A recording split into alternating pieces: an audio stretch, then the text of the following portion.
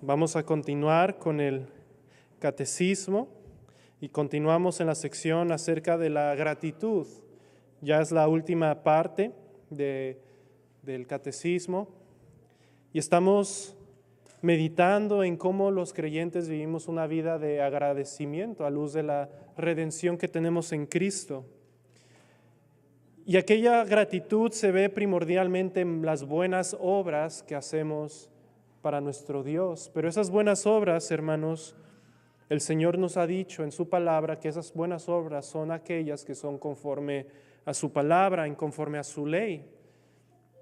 Y esa ley, hermanos, la cual el salmista se deleitaba, y nosotros somos instruidos y llamados a deleitarnos en la ley de Jehová, primordialmente se ve reflejada en los 10 mandamientos. Es hermoso meditar en cómo como creyentes nos debemos deleitar en la ley, el primer mandamiento y todos los demás. Y así, hermanos, esas buenas obras son conforme a esta ley en la cual nos deleitamos. Y estamos viendo el día de hoy el tercer mandamiento. Y solamente son 2 preguntas el día de hoy, el tercer mandamiento. Y voy a leer Éxodo 20 para refrescar nuestras memorias del tercer mandamiento. Éxodo 20, versículo 7 dice: No tomarás el nombre de Jehová tu Dios en vano, porque no dará por inocente Jehová al que tomare su nombre en vano. Ahora lean conmigo la pregunta, la voy a leer y después leemos juntos la respuesta. ¿Qué requiere en el tercer mandamiento? Respuesta todos juntos. No solo que no profanemos ni abusemos el nombre de Dios maldiciendo o jurando en falso, sino que tampoco lo hagamos jurando precipitadamente y que no participemos con nuestro silencio o complicidad en este horrible pecado cuando otros lo cometen. También se requiere de forma resumida que nunca usemos el santo nombre de Dios sin temor y reverencia, a fin de que podamos confesar y adorar a Dios correctamente y que Él sea glorificado en todas nuestras palabras y acciones. Este mandamiento de una forma resumida nos exhorta, y como lo explica el catecismo, a que no usemos el santo nombre de Dios sin temor y reverencia. El primer mandamiento y el segundo mandamiento, hermanos, que vimos las semanas pasadas, nos exhortan a obedecer y amar a Dios desde el corazón, que no tengamos otros dioses delante de Él y que lo adoremos a Él como Él quiere ser adorado. Y este tercer mandamiento es el tercero y el cuarto, realmente son los mandamientos ahora reflejados en acciones externas. Aquel amor que tenemos por Dios en el primero y segundo, ahora se ve reflejado primordialmente en este tercero, en nuestras palabras, en nuestras palabras. Este mandamiento está en 2 partes, tiene una prohibición y también una amenaza. Primero, prohíbe el uso imprudente o inconsiderado, irreverente del nombre de Dios. Sí, como dice Zacarías, todo abuso del nombre de Dios en cualquier acto falso, vano o trivial que tienda a deshonrar a Dios o que al menos no respete su gloria. Y hermanos, este es un mandamiento en lo que yo meditaba y preparaba esto brevemente. Me hizo reflexionar en cuántas veces usamos el nombre de Dios o participamos cuando otros usan el nombre de Dios en vano o a la ligera. El nombre de Dios, hermanos, en las Escrituras nos apunta en primer lugar a los atributos de Dios. Como cantábamos el día de hoy, cuando hablamos del nombre de Dios, estamos hablando de que Él es Rey, que Él es santo, incomprensible, eterno, como cantábamos. Pero también el nombre de Dios lleva consigo mismo la esencia de quién es Él. Cuando vemos el nombre de Dios en las Escrituras, estamos hablando de la suprema autoridad, Dios mismo. Ahora, otras circunstancias en las Escrituras, cómo se usa el nombre de Dios. También se usa el nombre de Dios cuando alguien venía con la autoridad de Dios. Deuteronomio 18 dice: vengo a ti el nombre del Señor de los ejércitos. Y finalmente, hermanos, también cuando se usa el nombre de Dios, se hace referencia también a la confianza, a la adoración que tiene el pueblo de Dios por su nombre. Así que, hermanos, tomar el nombre de Dios incluye todas estas cosas: quién es Él, su esencia misma, sus atributos, su voluntad. Todo quien es Él. Una vez más, decir que venimos en el nombre de Dios, estamos invocando al Dios Santo y estamos confesando su voluntad. Cualquier acción entonces que se haga así de esta forma, por ejemplo, es tomar el nombre de Dios. Ahora, tomar el nombre de Dios, hermanos, en la Escritura no se prohíbe por completo. No se prohíbe por completo. Se nos prohíbe hacerlo de una forma a la ligera, incluso para mentir o con falsedad, o para blasfemar el nombre de Dios. Usar el nombre de Dios a la ligera es usarlo como en una conversación común, algo trivial, algo pasajero. ¿O cuántas personas en el mundo usan el nombre de Dios tan a la ligera? En nuestros círculos, cuando éramos incrédulos, particularmente en el mundo hispano, siempre se pone el nombre de Dios en la boca y se usa tan a la ligera. Pero no solamente es a la ligera, pero también es cuando se usa falsamente para jurar y no cumplir. Pero también se usa el nombre de Dios para maldecir y blasfemar su nombre. En este sentido es que se nos dice que no usemos el nombre de Dios.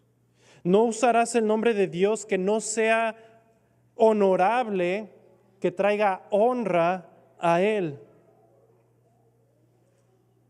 Oh, hermanos, en nuestra cultura, de igual forma, ahora que lo pienso, en el mundo americano también, cuánto se usa el nombre de Dios a la ligera, trivialmente, o incluso para blasfemar.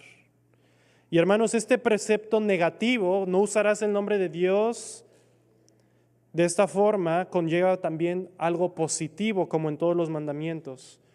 Porque a la vez que se prohíbe usar el nombre de Dios a la ligera, trivialmente, irreverentemente, para maldecir o blasfemar, también se usa el positivo, es que hay una forma lícita o positiva de usar su nombre. Se nos impone a la vez el uso lícito y honorable, dice un comentarista. ¿Y en qué consiste esto? En usar el nombre de Dios con reverencia, solemnidad y honor, y en no mencionar a Dios ni sus obras en nuestra conversación, sino lo que concuerde con su divina majestad. Un comentarista lo resume: el fin de este tercer mandamiento es que todos rindamos a Dios, tanto públicamente como en privado, el culto externo que consiste en confesar y alabar su nombre. ¿Se dan cuenta, hermanos? Está el negativo: no lo usarás irreverentemente para deshonra, pero el positivo es: vas a rendir a Dios culto público y privadamente y confesar con tu boca, con tus labios, y alabar su nombre. Y hermanos, ¿qué no es esto lo que hacemos el día de hoy, en el día del Señor? Venimos a confesar, a alabar su nombre con nuestros labios. Lo que debe estar en nuestro corazón, que no hay otro Dios delante de nosotros, debe ser ahora reflejado y expresado con palabras de honra y alabanza a nuestro Dios. No con blasfemia, no con deshonra, ni con un uso ligero de su nombre. Ahora déjenme darles cosas más prácticas aún. ¿Cómo se ve esto en la vida práctica? Y estas son tomadas, hermanos, del mismo autor del Catecismo, Zacarías Ursinus, y nos va a dar tanto la forma positiva, pero también lo que es negativo. Las virtudes de este mandamiento consisten en el uso legítimo y honorable del nombre de Dios. En primer lugar, la propagación de la verdadera doctrina. Es decir, hermanos, debemos alabar y confesar el nombre de Dios, hablar de sus excelencias y honrar su nombre por medio de hablar nuestra fe y propagar la verdad bíblica acerca de quién es Dios, acerca de su voluntad revelada en las Escrituras, y hablarla y compartirla. Incluso Zacarías dice, comenzando con nuestros familiares. Ahora, lo que se opone a esto, hermanos, lo que se opone, que es lo negativo, es la negligencia de este deber. La negligencia a la instrucción de otros. Pero también dice, en segundo lugar, lo que se opone a esta virtud, usar el nombre de Dios a la ligera, sin esa reverencia, es corromper también la religión y la doctrina.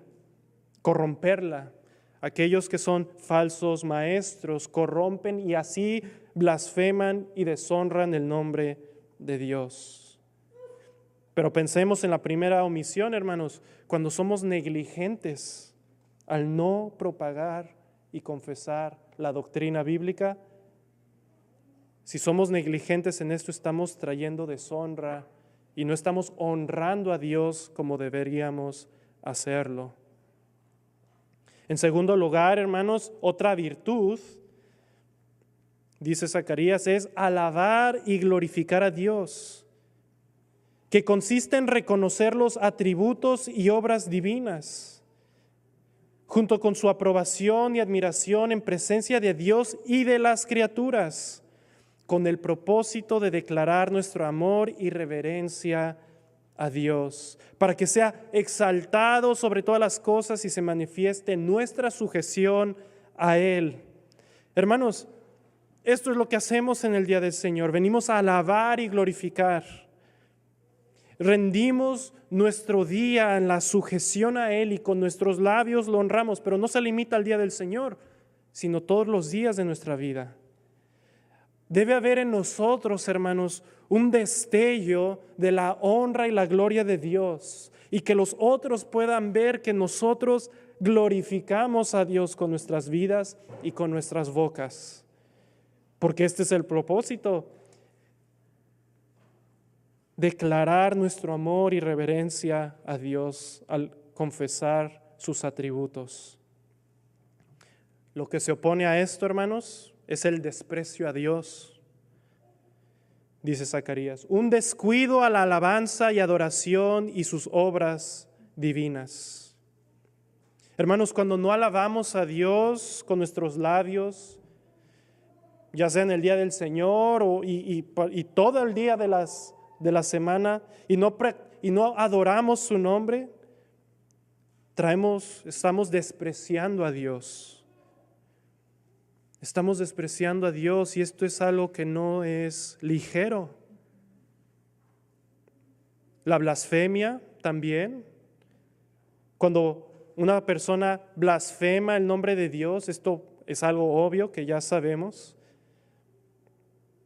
Cuando hablamos de Dios de formas que se oponen a su naturaleza y voluntad, cuando atribuimos a Dios cosas que no son de acuerdo a las Escrituras o o nos enojamos en contra de Dios. Y escuchen, ya sea por ignorancia o por odio a la verdad y a Dios mismo.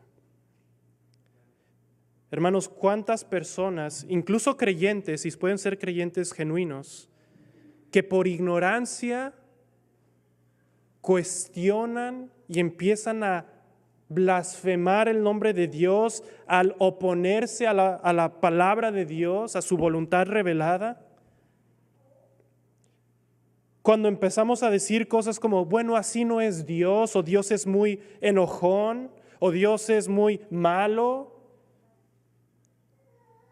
Hermanos, no importa que sea por ignorancia, estamos blasfemando a Dios. Y obviamente aquellos que por odio a Dios lo hacen también están blasfemando su nombre. Cuando maldecimos a otras personas, de igual forma, hermanos, aquellas personas, espero que no seamos de esos, pero que piden a Dios que maldiga a una persona, como si Dios fuese su vengador personal de sus pecados y corrupciones. Estamos usando el nombre de Dios de una forma deshonrosa. Otras formas, hermanos, positivas, esta es positiva. Cuando confesamos de la verdad conocida acerca de Dios, es decir, cuando hablamos lo que es de acuerdo, y esto tiene que ver con lo que ya mencioné hace unos momentos, cuando hablemos con certeza lo que las Escrituras dicen y lo damos a conocer, estamos siempre preparados para hablar de sus maravillas a otros. Ahora, lo que se opone a esto, hermanos, es una negación de la verdad. Escuchen esta también. Esto se opone el abuso de la libertad cristiana. Es decir, cuando hay hermanos más débiles en la fe y nosotros aún así abusamos de esa libertad cristiana en tal vez que algo que no es pecaminoso, pero afirmamos ya sea los incrédulos y traemos una mala conciencia a nuestro hermano. Y simplemente para dar un ejemplo más sencillo, todos sabemos que no es pecado necesariamente el beber vino o alcohol en este caso, pero si lo hacemos como un abuso de la libertad en frente de incrédulos sin prudencia, y aquellos incrédulos ahora estamos afirmando a los adversarios de Dios en el mismo error, o a un hermano que ahora por su conciencia es lastimada por este abuso de la libertad, trae deshonra a Dios, hermanos, trae deshonra a Dios, y este solamente es un ejemplo. Pero también blasfemamos el nombre de Dios cuando, de acuerdo a lo que profesamos, no vivimos de acuerdo a ello. Profesan conocer a Dios, pero con las obras lo niegan.